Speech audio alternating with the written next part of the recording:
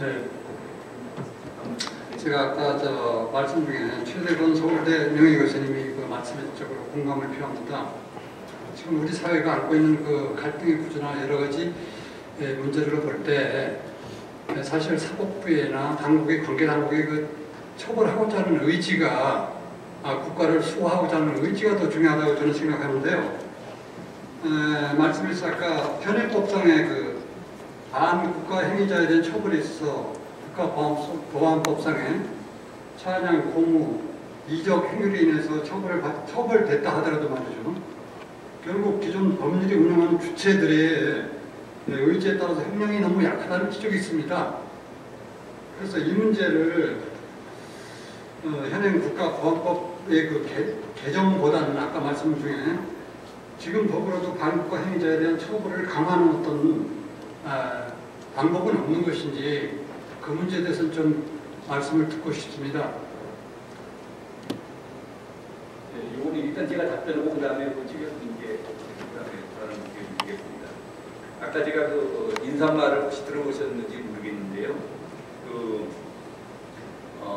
반국가 행위자들을 이게 지금 그 이적단체나 반국가단체 구성 가입제가 대부분 이걸 즉시범으로 해서 그럽니다. 즉시범이라는 게 무슨 소리냐면은 그 단체에 가입했을 때 바로 죄가 성립되고 그때부터 공소시효가 진행이 되버립니다.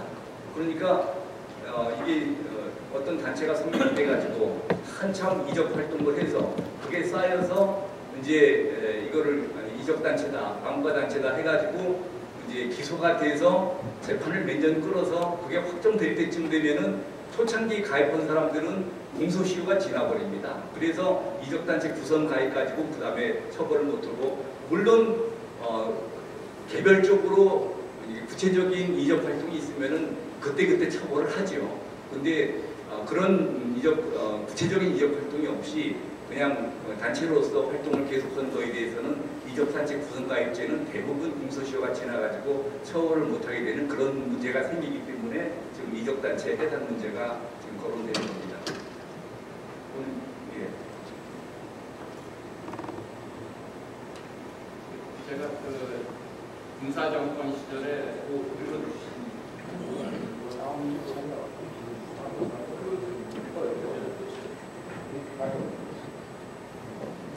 네, 군사 정권 시절에 국가보안법이 남용이 됐느냐 아니냐 하는 건 사실 이 논의에서는 그 역사 논쟁만큼 조금 거의 실익이 없다고 생각을 합니다.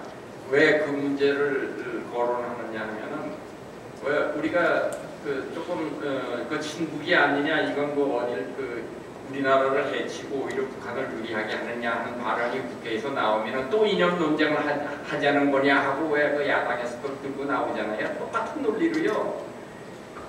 국가보안법 하면은 그거 이제 독재 시대에 써먹던 그거 말이 그게 공가와 상관없이 독재 시대에 써먹던 그거라 이거 자체가 잘못된 거라고 이렇게 생각을 하는 사람들이 지금 먹물이나 먹은 사람들 중에 상당히 많은 젊은 사람들이 젊은 사람이라고 하더라도 30대, 40대, 50대 초반쯤 되는 사람들은요 그 생각이 투철해요. 굉장히 걱정스러울 정도로 국가보안법 그거 공가 떠나서 군사도 독재 시대 독재의 유물이다 이렇게 생각하는 사람이 의외로 많습니다. 그걸 지적하고 싶은 겁니다, 사실. 그래서 그거를 참 박근혜 위원장한테 5.16을 어떻게 생각하느냐 물어가지고 뭐 이리저리 하듯이요. 이거 꼭 그렇게 생각을 해요. 국가보안법 옹호하면은 군사독재 옹호하는 사람 같이 이렇게 물고 가요. 그게 의외로 많다니까요. 매운 사람 가운데. 이걸 어떻게 극복하느냐 하는 문제도 상당한 문제입니다. 의외로 많습니다. 그 점을 좀 염두에 두시고요. 어떻게 이걸 정당화하느냐. 그리고 나와서 이적단체를 해산하는 이러한 입법을 또는 사법적으로 접근하는 것을 어떻게 하느냐 하는 것은 그 다음 문제입니다, 사실. 그래서 그거를 좀 말씀드리고 싶습니다. 그 얘기입니다. 우리 황교안 공장님께서 하실 말씀이 있으신가요? 말씀해 보시죠. 국가보안법에 대해서는 이런 생각이 좀 필요할 것 같습니다. 국가보안법이 악법이냐 악법이 아니냐 뭐 이런 논쟁을 얘기하는 건 참 유치한 얘기인데 그런 얘기들을 많이 하고 있습니다만은 조금 이해를 하실 것은 이런 것입니다. 법이라고 하는 것은 사회적 합의의 산물입니다. 이 말은 무슨 얘기인가 하면 국가보안법이 아까 장 교수님 말씀하신 것처럼 48년도에 처음 생기고 반공법하고 통합되고 이런 과정을 거쳐서 지금 이제 60년 넘게 이렇게 적용이 되어 오고 있는 법이 아닙니까? 초기 단계에 이 국가보안법이 처음 만들어질 당시는 아주 첨예하게 북한하고 대치하고 있던 이런 상황이에요. 전쟁도 거쳤고 또 힘으로 말하면 우리가 북한보다 훨씬 약할 때고 경제력이나 군사력으로 말할 때도 이런 상황에서 만들어졌던 법이 국가보안법인데 그때의 규정을 지금 우리 국력, 지금 우리 군사력 이런 입장에서 본다면 그건 악법일 수 있어요. 그렇지만 북한 예를 들어서 독일의 이제 헌법소청 같은 곳이 공안사범, 국가사범을 다룰 때 영장 없이도 할 수 있다. 이건 그 시대의 필요에 의해서 그렇게 법을 만들어 나가는 거예요. 그러면 이 법이 지금 우리 눈으로 볼 때는 좀 악법 아니냐 이런 생각을 할 수도 있고 잘못된 법 아니냐 생각할 수 있지만은 그 시대 그 국가에서는 그 법이 필요했던 겁니다. 그러니까 저는 국가보안법의 전문가의 한 사람으로서 국가보안법은 악법이었던 적이 없다. 그 시대 상황에 맞는 그런 법이었다. 지금 보면 인권적인 부분이 좀 소홀히 되었던 부분도 있고 또 경우에 따라서는 그 법이 충분하지 못하기 때문에 다소 무리를 하면서 법을 적용을 했던 예도 있어요. 그렇지만 그 법이 악법이었다라고 말할 수는 없다. 그 상황에 비추어 보면 그렇게밖에 법을 정할 수가 없었고 그 법을 그렇게 운영할 수밖에 없었던 측면이 있다.